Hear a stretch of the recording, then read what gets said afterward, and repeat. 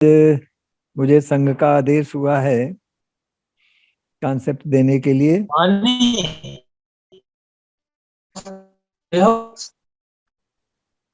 अभी कॉन्सेप्ट शुरू होने जा रहा है। अभी मेडिकल पॉइंट पे हम लोग चर्चा करेंगे, तो सभी साथियों से गुजारिश है कृपया अपना माइक बंद कर दें, बीच में ना बोलें प्लीज।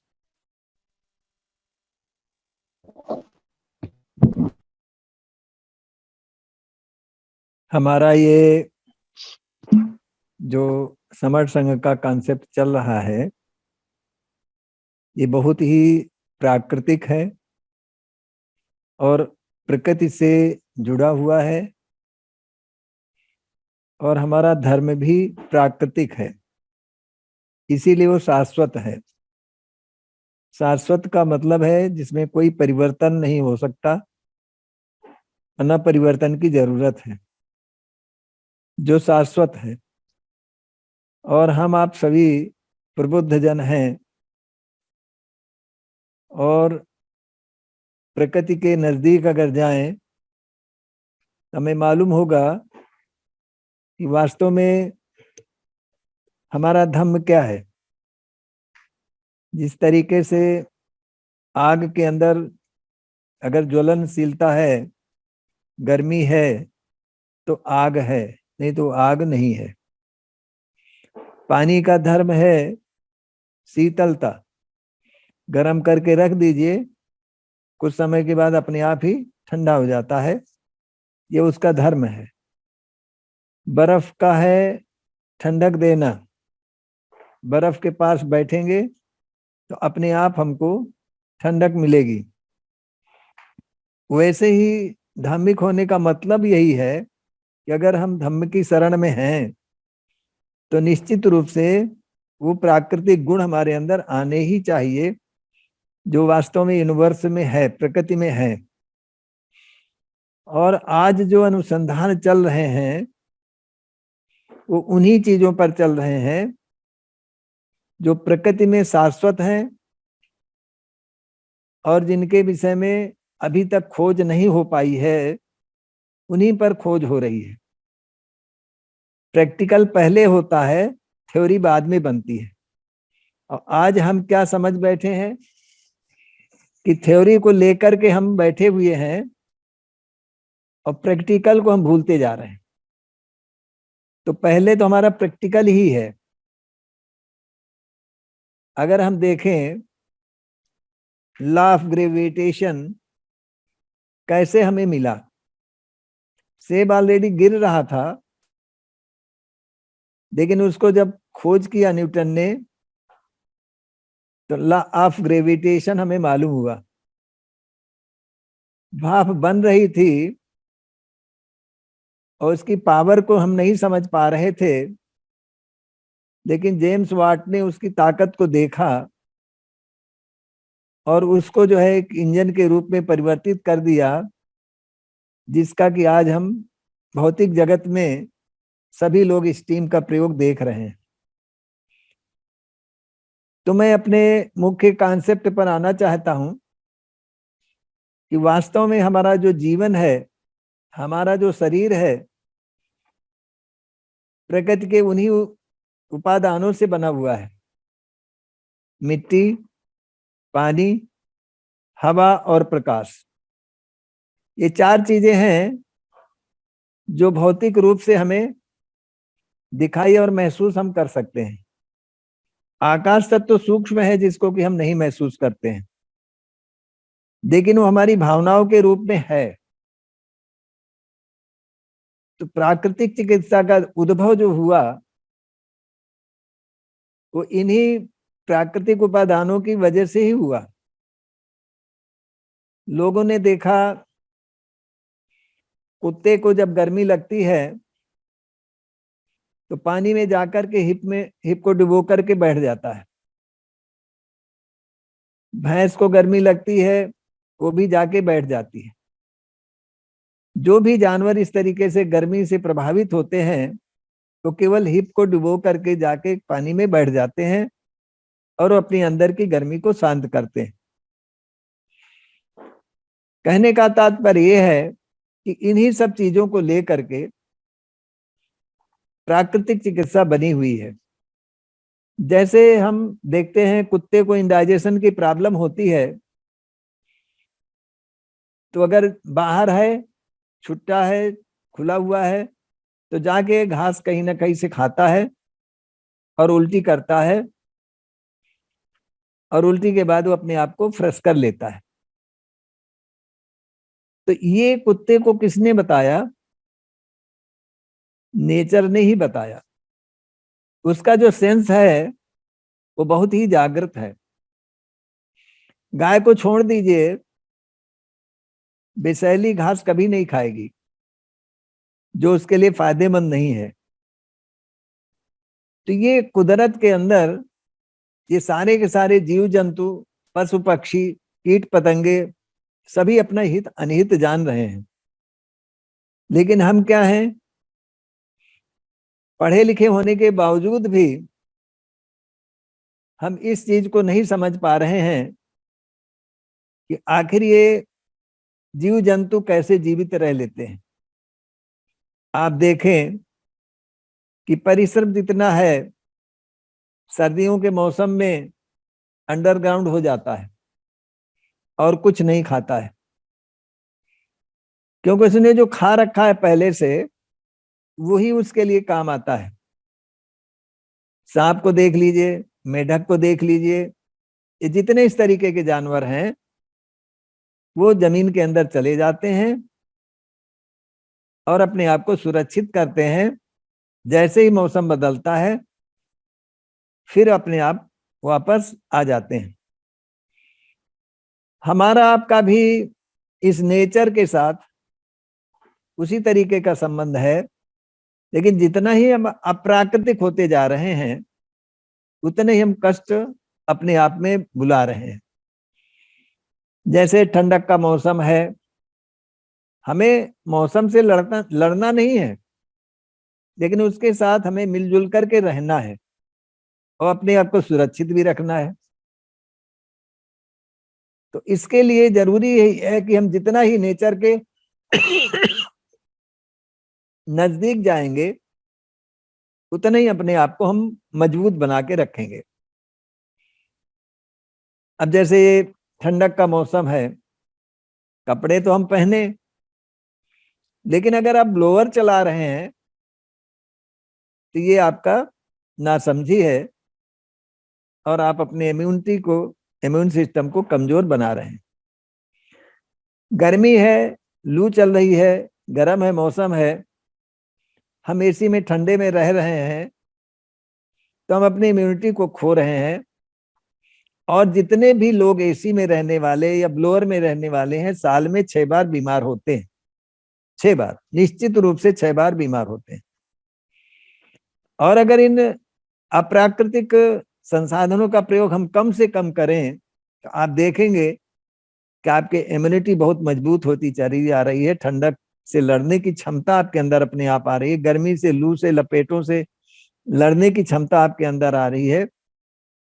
और बारिश के मौसम में भी आप बढ़िया से एंजॉय कर सकते हैं, ठंडी के मौसम में भी एंजॉय कर सकते हैं, गर्मी के मौसम में भी एंजॉय कर सकते हैं। तो ये जब तक आप अपने इस शरीर को नहीं समझेंगे, कुदरत को नहीं समझेंगे, प्रकृति को नहीं समझेंगे, तब तक हम इसी तरीके से बीमारियां झेलते रहेंगे।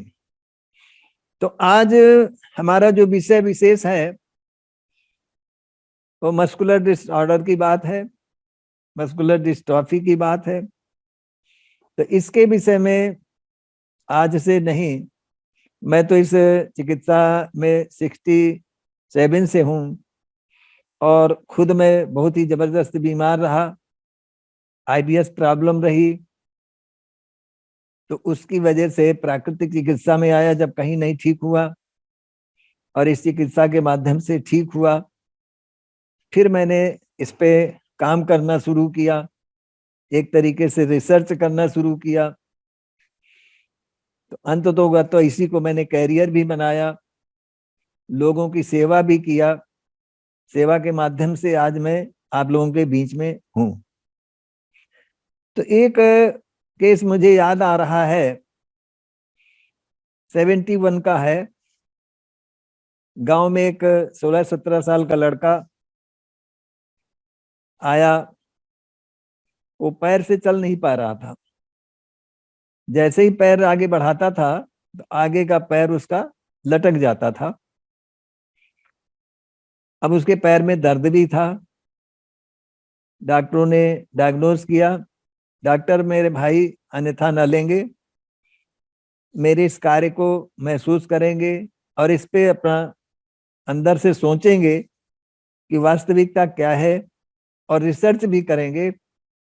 और अगर बहुत आगे रिसर्च में जाना चाहते हैं तो ऐसे जितने भी केस ठीक हुए हैं उनके मैं रेफरेंस भी दे दूंगा। तो वो लड़का जब आया और उसको जब मैंने देखा तो उस समय तक मैं मस्कुलर डिस्ट्रॉफी से परिचित नहीं था। सच्चाई यही है, क्योंकि प्राकृतिक चिकित्सा तो मैंने पढ़ी थी, लेकिन रोगों का जो निदान है, अलग अलग उनका नामकरण है, वो मुझे नहीं मालूम था। जो सच्चाई है मैं आपको बता रहा हूं। मैंने उसका प्राकृतिक चिकित्सा का उपचार शुरू कर दिया एज इंडोर पेशेंट। गांव में रह करके मैंने इंडोर व्यवस्था जो रखी है उसमें लॉजिंग, फूडिंग, ट्रीटमेंट सब मैंने फ्री किया है, क्योंकि एक अंदर से जुनून था, सेवा का भाव तो था ही। और उसमें सबसे बड़ा सहयोग मेरी पत्नी का भी रहा, क्योंकि भोजन उनके द्वारा मिलना है, मुझे भी आगे काम करना है। तो उस बच्चे का जब उपचार हुआ तो लगा उसको 2.5 महीने करीब, और वो चलने फिरने लगा, स्वास्थ्य उसका अच्छा होने लगा। इसके बाद उसने पढ़ाई भी किया और इंटर करने के बाद फिर और योग में भी प्रशिक्षित हुआ वो। और आज वो दिल्ली के नजदीक हरियाणा में अपना योग सेंटर चला रहा है। तो कहने का तात्पर्य यह है, एक ऐसे मरीज का मैं उदाहरण यहाँ लखनऊ का भी देना चाहूंगा। मिस्टर आरपी गोस्वामी साहब हैं, जो आईएएस से रिटायर हुए हैं। उनका बेटा, उसका सत्येंद्र नाम है, केजी यमू में साइंस एसोसिएट है सत्येंद्र गोस्वामी। वो ग्रेजुएशन यहाँ कर रहा था और आरपी गोस्वामी भी यही पोस्टिंग थी उनकी। तो किसी के रेफरेंस से वो मेरे पास आए, देखा। देखने के बाद तब तक मुझे मालूम हो गया था कि ये मस्कुलर डिस्ट्रॉफी क्या है। पूरा अध्ययन उसके विषय में किया, रिसर्च किया और डायग्नोस भी प्रॉपर हो गया। जब मैंने उसको डायग्नोस किया कि ये, तब तक उनको नहीं मालूम था कि इसको मस्कुलर डिस्ट्रॉफी है। तो मैंने कहा इसको मस्कुलर डिस्ट्रॉफी की प्रॉब्लम है और इसका पैर धीरे धीरे छोटा हो रहा है, क्योंकि इसका मसल्स जो है कमजोर पड़ रही हैं। तब उन्होंने फिर पीजीआई गए, पहले भी चेक कराया था लेकिन वहां डायग्नोस ये नहीं हुआ था। जब मैंने ये बात कही तब वो दोबारा गए, दोबारा फिर उन्होंने इशारा किया कि इस जांच को आप करिए, देखिए क्या ऐसा है। तब उन्होंने भी ये निष्कर्ष निकाला कि नहीं, हाँ ये डिस्ट्रॉफी ही है। इलाज शुरू हुआ, 15-20 दिन बीते थे, क्योंकि ऐसे रोगियों के उसमें बहुत ही स्लो रिजल्ट होता है। और मैंने पहले भी उससे बोल दिया था कि इसमें 6-7 महीने 8 महीने लग सकता है, लेकिन ठीक हो जाएगा। अब उनको थोड़ा जल्दी थी कि बहुत समय लग रहा है, फिजियोथेरेपी में चले गए। तो अब जो अंग प्रॉपर काम नहीं कर रहा है, अब उसको आप जबरदस्ती खींच खांच करेंगे तो क्या होगा। एक्चुअली मस्कुलर डिस्ट्रॉफी में होता क्या है कि हमारी बॉडी के जो सेल्स से बना हुआ है, छोटे छोटे सेल्स से बना हुआ है, 63 खरब कोशिकाओं से बना हुआ है। और 63 खरब कोशिकाओं का चयापचय क्षण प्रतिक्षण होता रहता है, जिसको हम मेटाबॉलिज्म भी कह सकते हैं। तो जो हम वर्क करते हैं, तो हमारा जो वर्क करने से सेल्स का क्षरण होता है, डिटोरेशन होता है, और हम जब विश्राम करते हैं तो उसमें उसका रिजनरेशन होता है, तो ये रिजनरेशन की प्रक्रिया जो है स्लो हो जाती है। तो जब ये स्थिति होती है तभी उसका धीरे धीरे डिटोरेशन होता है और ये रोग धीरे धीरे बढ़ता है। हमारे शरीर के पहले हमारी मसल्स पे आता है, फिर धीरे धीरे बोन्स पे जाता है, फिर हमारे अंदर के ऑर्गन्स में चला जाता है। जैसे आपने देखा स्टीफन हॉकिंस थे, वो जीवन भर ऐसे रोग से ग्रसित रहे। ये तो कहीं उनका ब्रेन अच्छा था इसलिए वो शोध कार्य में लगे रहे और बहुत कुछ वो समाज में दे के गए, लेकिन उनकी विल पावर, इच्छा शक्ति इतनी मजबूत थी। तो ये जो मैं सत्येंद्र का डिस्क्रिप्शन दे रहा हूं, तो आज वो साइंस एसोसिएट है KGMU में। उनके फादर को लाडोसिस, जिसमें आदमी एकदम झुकने लगता है, सीधा नहीं हो पाता है, ऐसी स्थिति में उनके फादर की स्थिति थी। तो यहाँ जब मैं लखनऊ आया तो समय डॉक्टरों के संपर्क में बहुत रहा। मैं उनसे एक ही निवेदन करता था कि डॉक्टर साहब, जो अनकेरेबल पेशेंट हैं, डिजीजेज हैं, ऐसे रोगी ही मुझे चाहिए। और उन लोगों के इलाज के द्वारा, तो एक डॉक्टर यहाँ KGMU के head of the department pathology के थे, डॉक्टर पैथोलॉजी में थे, अलीगंज में उनकी पैथोलॉजी भी है। तो उनके संपर्क में आया, पैथोलॉजी में जो भी टेस्ट होते थे उनके यहाँ भेजता था, तो भी ऐसे पेशेंट भेजने लगे। तो इस तरीके से यहाँ जो है, जो भी पेशेंट आए, जो कि बिल्कुल ये था कि अब हम बचेंगे नहीं, हम चले जाएंगे, ऐसे रोगी जब खड़े हुए तब लोगों ने प्राकृतिक चिकित्सा के ऊपर विश्वास करना शुरू किया।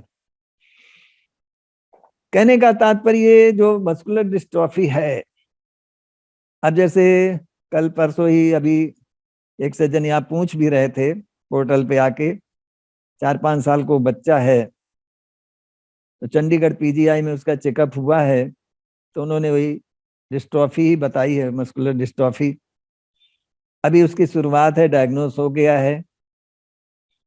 कहने का तात्पर्य यह है कि हम अगर अपना खान पान ठीक कर लें, अपनी हम दिनचर्या ठीक कर लें और प्रकृति से नाता जोड़ लें, तो निश्चित रूप से हम आज भी स्वस्थ हो सकते हैं। एक हम आपको उदाहरण देना चाहेंगे, हमारे डॉक्टर भाई अन्यथा ना लेंगे, क्योंकि ये सच्चाई कुछ है जो कि कभी कभी लोगों के गले नहीं उतरती है। लेडीज केस में हम देखते हैं कि बहुत सारे डॉक्टर्स, हर महीने उनके अल्ट्रासाउंड होते हैं चेकअप करने के लिए। क्या पहले भी अल्ट्रासाउंड करना पड़ता था? नहीं। अपने आप जो अंदर का मूवमेंट है वो सब कुछ मालूम होता रहता है। अब बार बार हम अगर अल्ट्रासाउंड कर रहे हैं, बार बार हम एक्सरे कर रहे हैं, बार बार हम MRI कर रहे हैं, तो ये रेज जो हमारी बॉडी के अंदर जा रही हैं, यह हमारे अंदर बहुत ही घातक परिणाम लाती हैं। मैं अपने घर का ही एक उदाहरण देना चाहूंगा। मेरा भतीजा वेटरनरी डॉक्टर है। पहली मतलब प्रेगनेंसी थी बहू की। अब वो भतीजा जो है हर महीने जांच करने के लिए हर महीने अल्ट्रासाउंड उसका कराने लगा। उसका परिणाम ये हुआ कि बच्चा तो हुआ, और यही लखनऊ में हुआ, मेरे पास ही रह के हुआ, लेकिन 2-3 दिन के बाद पता चला कि उसके बच्चे के हार्ट में छेद है। तो अब उसको यहाँ से लेकर दिल्ली तक जांच जब कराई गई तो पता चला इसके कई ऑपरेशन करने पड़ेंगे, तब जाके ये, फिर भी ये निश्चित नहीं है कि ये आगे चल पाएगा या नहीं चल पाएगा।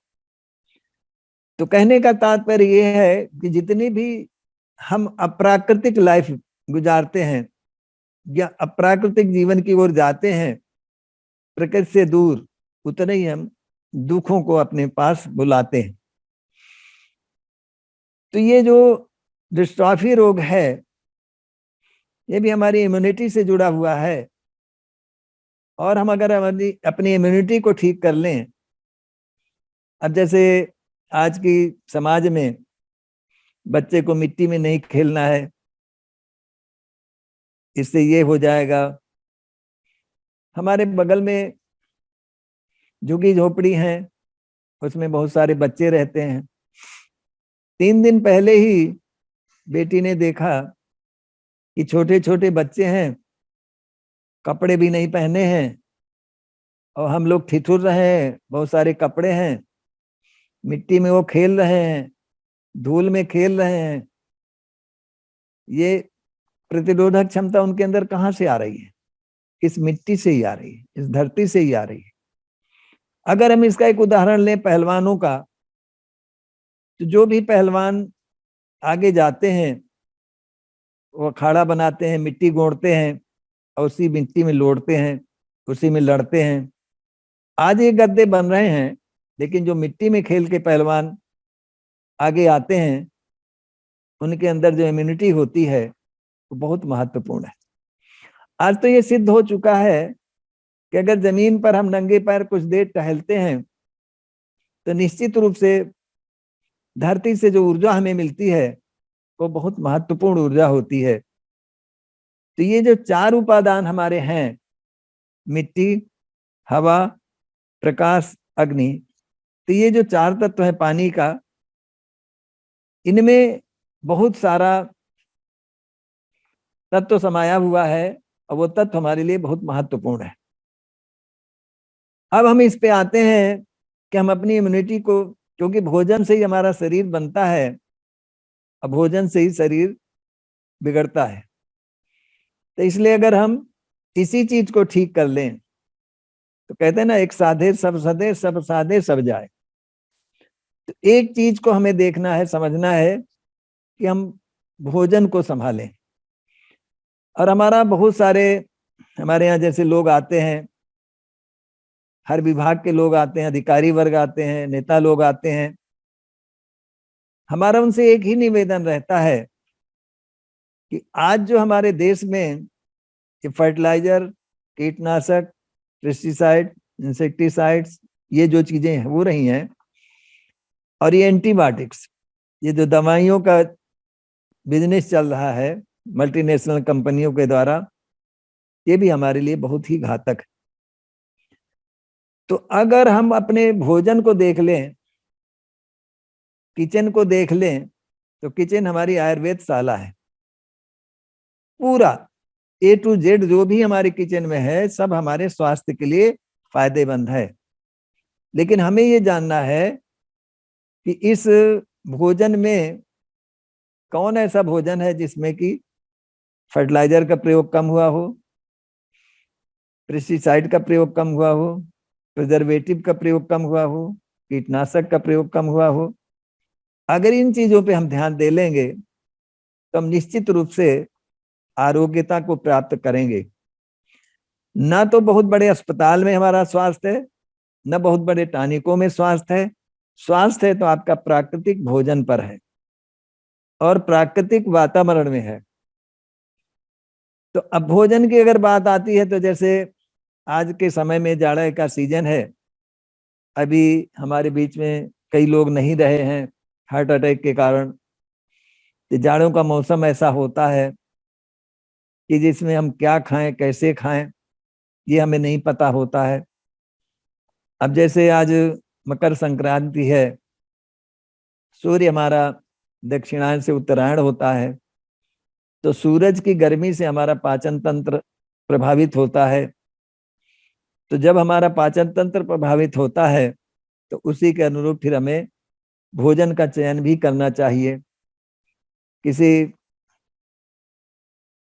संत ने, ऋषि ने कहा है कि उनसे पूछा गया कि कौन स्वस्थ, कौन स्वस्थ, तो उन्होंने उत्तर दिया, नित भुक, मित भुक, ऋत भुक।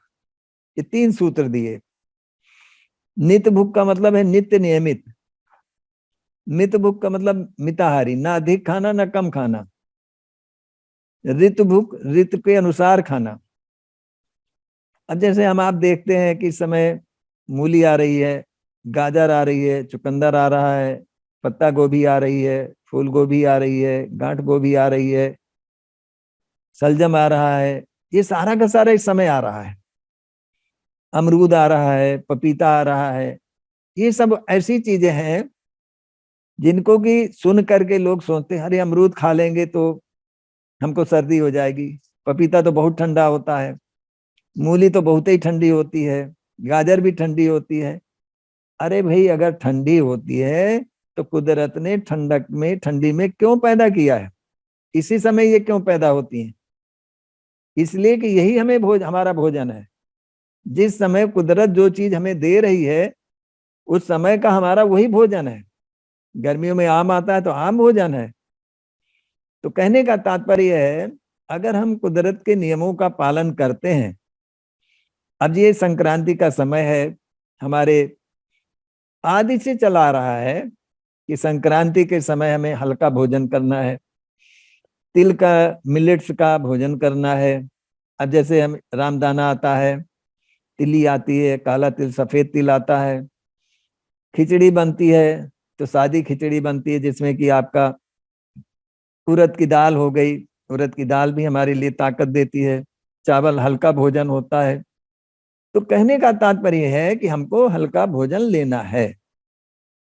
हल्का भोजन जितना ही हम लेंगे उतना ही प्रतिरोधक क्षमता हमारी बढ़ी रहेगी और जाड़ा से लड़ने की ताकत भी बनी रहेगी। आप देखिए, एक अनुभव करिए, प्रैक्टिकल अनुभव।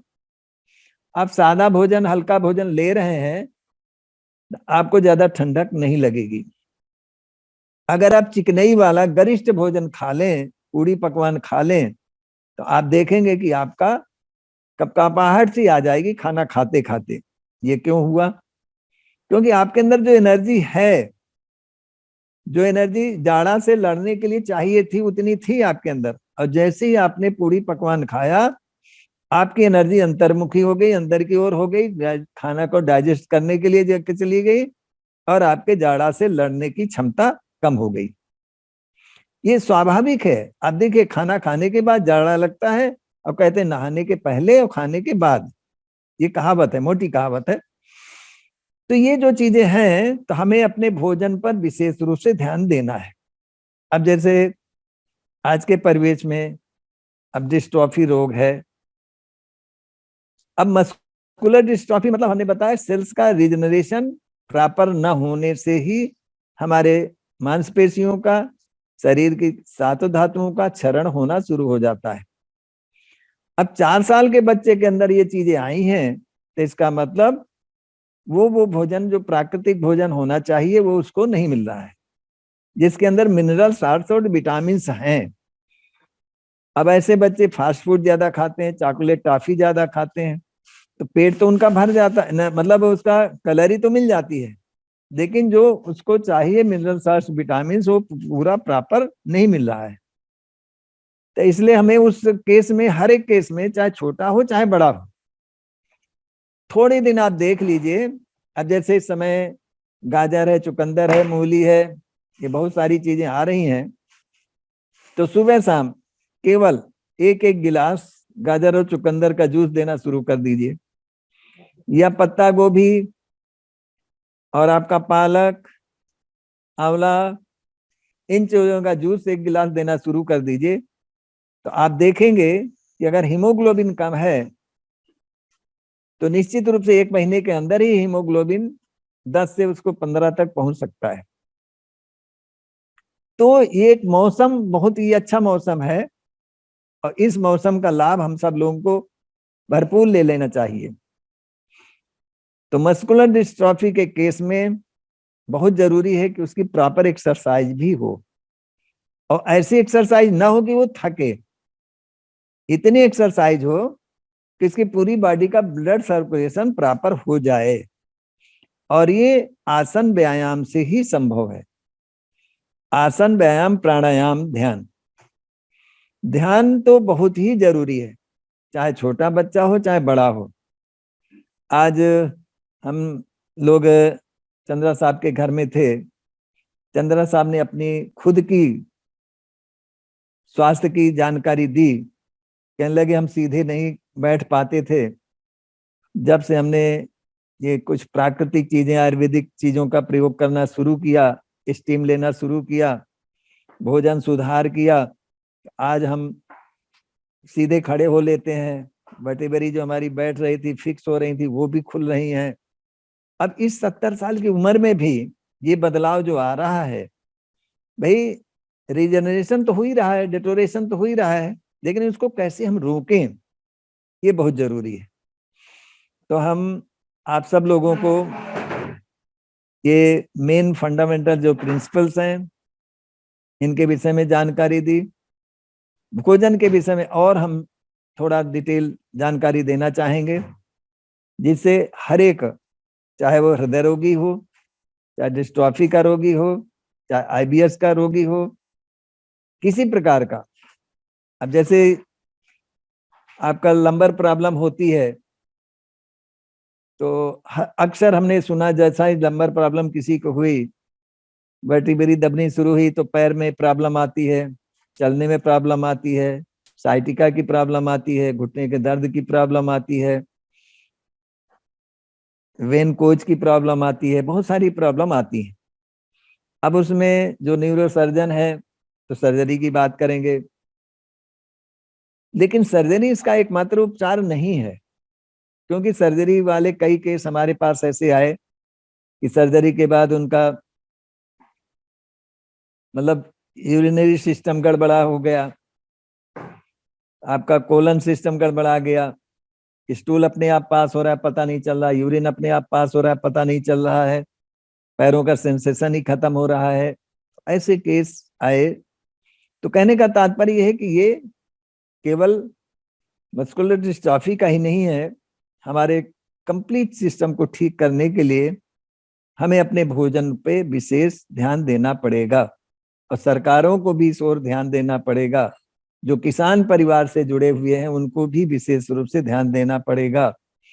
अगर ये क्षेत्र हमारा ठीक हो जाए, कृषि का क्षेत्र, तो हमारा स्वास्थ्य निश्चित रूप से अच्छा हो सकता है। जितना हम बड़े बड़े अस्पतालों में खर्च कर रहे हैं, बनवाने में खर्च कर रहे हैं, अगर उसका थोड़ा सा भी एक अंश हम कृषि के उत्पादों की ओर ध्यान देना शुरू कर दें। आज जैसे हर आदमी का दिमाग जा रहा है मिलेट्स के ऊपर, रागी है, बाजरा है, मक्का है, नाचनी है, ज्वार है, जिनमें फर्टिलाइजर के प्रयोग नहीं होते, कीटनाशक के प्रयोग नहीं होते, इसलिए इनको ही ज्यादा प्रेफर किया जा रहा है। जो पढ़ा लिखा तबका है वो चाह रहा है कि हमारा स्वास्थ्य अच्छा रहे। तो इसके लिए हमें एक अपना खुद का एक टाइम टेबल बनाना पड़ेगा, और उस टाइम टेबल के आधार पर अगर हम चलेंगे तो निश्चित रूप से हर एक का स्वास्थ्य अच्छा रहेगा, छोटे, जवान, बूढ़े, सब लोगों का। और जो वैक्सीनेशन का ये जो कार्य हो रहा है गवर्नमेंट के द्वारा, जब तक वो कंफर्म ना हो जाए तब तक अगर हम उस दिशा पर जा रहे हैं तो निश्चित रूप से मानवता के लिए आने वाला समय बहुत ही खतरनाक है। क्योंकि हमने देखा है कैंसर जैसा रोग अगर बढ़ रहा है तो उसके पीछे ये फर्टिलाइजर और कीटनाशक है, और आधाधुंध जो है आंख बंद करके दवाइयों का जब प्रयोग हो रहे हैं, और जो हमारा स्टेरॉइड्स के प्रयोग हो रहे हैं, कार्टिसोन के जो प्रयोग हो रहे हैं, डॉक्टर भाइयों से भी हम निवेदन ये करेंगे कि अगर हल्की फुल्की दवा से उसका कोई चीज ठीक हो सकती है तो एकदम हाई डोज इस तरीके की मत दें, जिससे कि उनका आगे का भविष्य, आज का जीवन खतरनाक हो। थोड़ा सा भोजन के विषय में जानकारी लें, और अपने अगर हॉस्पिटल्स उनके चल रहे हैं तो एक डाइटिशियन भी रखें जो वास्तव में डाइट के विषय में जानकारी, और वो आयुर्वेद के अंदर तो बहुत अच्छी जानकारी है। और आयुर्वेद के जो भाई बहन हैं, जो डॉक्टर हैं, उनसे हम एक निवेदन करेंगे कि वो अपने क्षेत्र में गहनता से अध्ययन करें, और हर एक भोजन के ग्रेडियंट्स पे जाएं और देखें कि कौन से भोजन में कौन सा ग्रेडियंट अच्छा है। जैसे मान लीजिए कैल्शियम है, कैल्शियम डिफिशियंसी जाड़ों में बहुत होती है, धूप प्रॉपर मिलती नहीं है, खाने में उस तरीके का भोजन नहीं मिलता है। मैंने देखा है कि इसमें काला तिल, सफेद तिल बहुत ही महत्वपूर्ण है। एक उदाहरण हम देना चाहेंगे, जैसे छोटे बच्चे जो हैं, कोई कोई बच्चे तो 14-15 साल की उम्र तक भी रात में पेशाब हो जाती है उनकी। मैंने शुरू से ही गांव से ये प्रयोग करना शुरू किया कि अगर काला तिल उनको दे दिया जाए 10 ग्राम तक पर डे, तो 4-5 दिन के अंदर ही उनका जो है यूरिनेशन जो होता है रात में बिस्तर पे, वो खत्म हो जाता है, बंद हो जाता है।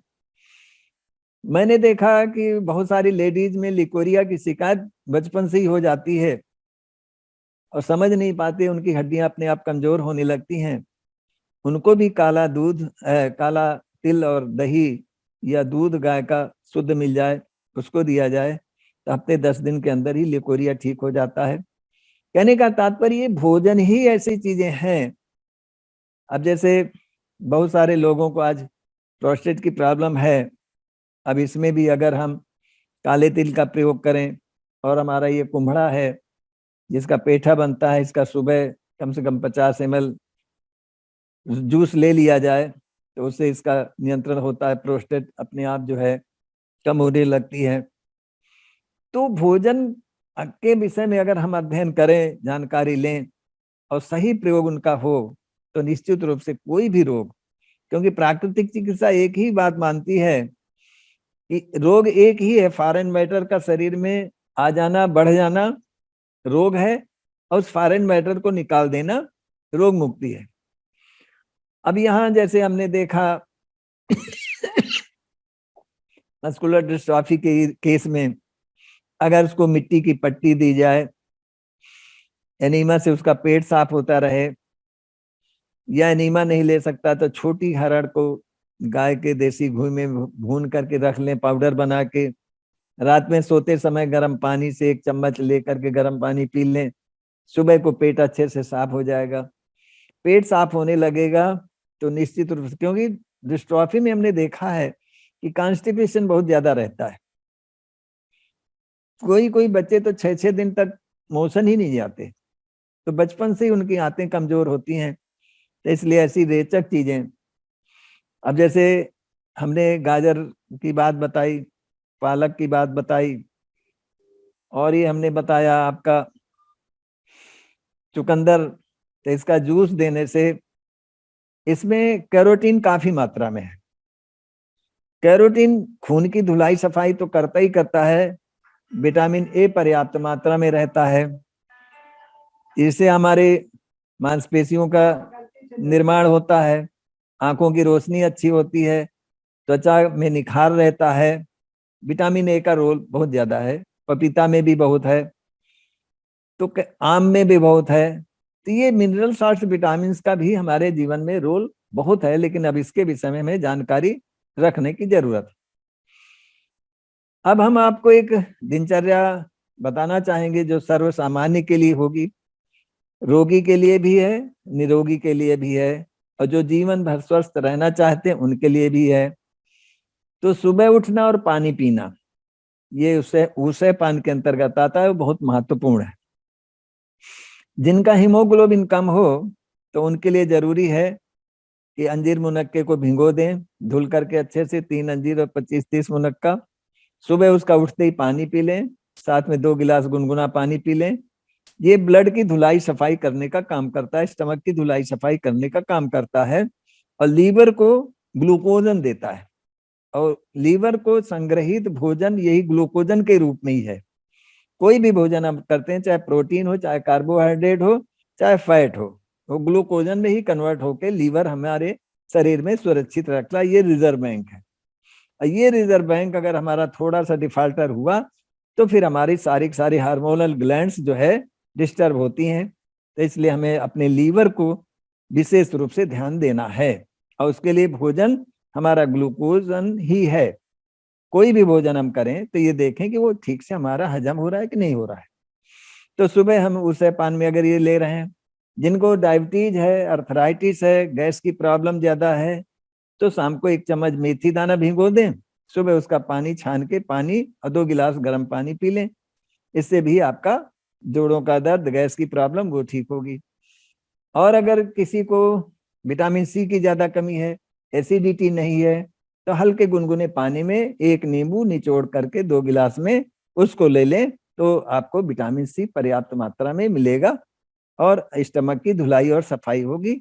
और 1 घंटे बाद आपका यूरिनेशन होगा, तो बॉडी के टॉक्सिन जो है अपने आप पूरे सिस्टम से बाहर हो जाएंगे।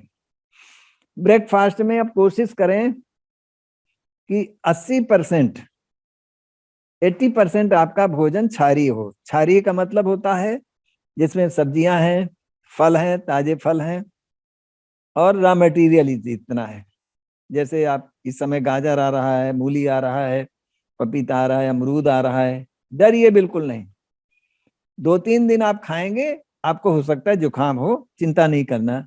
आपको दस्त आए, बिल्कुल चिंता नहीं करनी है, क्योंकि इससे निश्चित रूप से आपके पेट की सफाई होगी और ब्लड सर्कुलेशन आपका बढ़ेगा। अमरूद तो ऐसा है कि इसमें खाने के साथ ही, जैसे ही अगर बलगम आपके शरीर में बढ़ा हुआ है तो आपको समझ लीजिए जुकाम हो रहा है, तो कफ निकलना शुरू हो जाएगा। कैरोटीन इसके अंदर बहुत है। कैरोटीन का मतलब ये होता है, स्ट्रेप्टोमाइसिन बहुत है इसके अंदर, जो ट्यूबरकुलोसिस तक को भी ठीक करता है। ये आपके अंदर बहुत जरूरी है। तो इस तरीके से सुबह आपका 80% आपका फल और सब्जियां हो, जैसे टमाटर भी है, गाजर है, मूली है, ये कच्चा ही खाएं, पत्ता गोभी है कच्चा खाएं, आज का मौसम अच्छा है तो ये चीजें आप कच्चा खाएं। और 20% में आप दलिया है, ओट्स है, इस तरीके का पोहा है, ये 20% आप लें। तो ये तो आपका ब्रेकफास्ट हो गया।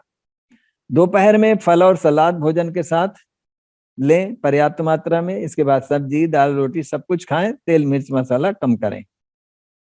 शाम को 5 बजे चाहे तो अंजीर मुनक्के का जूस बना के ले लें, चाहे गाजर चुकंदर का जूस बना के ले लें, चाहे विभिन्न प्रकार की सब्जियों को मिक्सी में ग्राइंड करके उसको आप जूस बना के ले लें। इस तरीके से आपका ये 5 बजे का हो गया। रात का भोजन हल्का लें। कोशिश करें कि फल और दूध हो, या फल और सब्जियां हो, या सब्जी और रोटी। और सोने के 2-3 घंटे पहले अगर भोजन ले रहे हैं तो निश्चित रूप से आपको कभी हार्ट अटैक होने वाला नहीं है। गरिष्ठ भोजन रात में लेना, तुरंत सो जाना हार्ट अटैक का बहुत बड़ा कारण बनता है। तो इस तरीके से, और पानी कोशिश करें कि दिन भर में 2 से 3 लीटर पानी जरूर पी लें। जब सर्दियां हैं तो गुनगुना करके पी लें, जिससे आपका यूरिनेशन पर्याप्त होता रहे। जैसे ही खून गाढ़ा होता है वैसे ही हार्ट अटैक की संभावनाएं बढ़ जाती हैं। इसलिए अब जैसे डॉक्टर्स लोग जो हैं खून पतला करने के लिए दवा देते हैं, पल्पिटेशन को ठीक करने के लिए दवा देते हैं, बीपी ना बढ़े उसके लिए दवा देते हैं। और हमारा तो ये चैलेंज है कि अगर आपको बीपी बढ़ा हुआ है और जाड़ों में बढ़ा हुआ है तो गर्म पानी पीजिए और 1 घंटा एक्सरसाइज करिए, आसन, व्यायाम, प्राणायाम, ध्यान करिए। 1 घंटे के अंदर आपका बीपी अपने आप नॉर्मल आ जाएगा। लोग कहते हैं एक्सरसाइज करने से बीपी बढ़ता है। मैं कहता हूँ बीपी बढ़ता नहीं है, घटा हुआ कम है तो बढ़ जाएगा, बढ़ा हुआ है तो घट जाएगा। क्योंकि नस नाड़ी संस्थान में जब स्टिफनेस बढ़ती है तभी हमारे हार्ट के ऊपर दबाव पड़ता है और वो पंप करने में असमर्थ अपने आप को पाता है, तभी वो बीपी आपका एक्सीड करता है, बढ़ता है। तो समय एक्सरसाइज करिए और देख लीजिए। तो ये जो चीजें हैं, जितना ही हम प्राकृतिक अपने जीवन व्यतीत करेंगे उतना ही हम अपने आप को स्वस्थ करेंगे। तो हम जो भी ये चीजें बताते हैं अपने अनुभव की बताते हैं, जो प्रैक्टिकल है जीवन में हमने अनुभव किया है वो हम बताते हैं। बहुत सारा पुस्तकों में बहुत सारी चीजें आपको नहीं मिलेंगी, इसलिए ये जो प्रैक्टिकल हमारा है पूरा कॉन्सेप्ट, वो सारा का सारा प्रैक्टिकल है और टेस्टेड है। इसमें किसी प्रकार की कोई, हाँ, कोई भी चीज अगर करनी है तो मेरा फोन नंबर चैट बॉक्स में आपको मिल जाएगा, परिहार जी से मिल जाएगा, किसी से भी मिल जाएगा।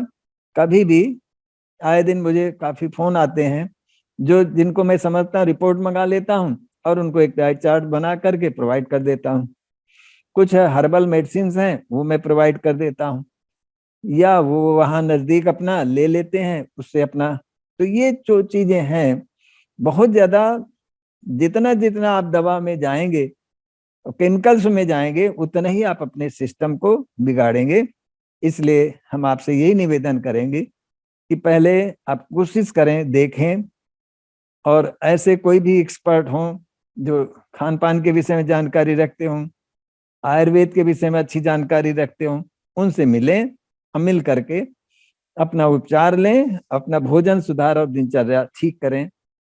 प्राकृतिक चिकित्सा में जो भी व्यक्ति आता है तो इसमें ज्यादा कुछ नहीं है, इतना ही है कि हम अपने बॉडी के अंदर जो फॉरेन मैटर है उसको कैसे निकालें।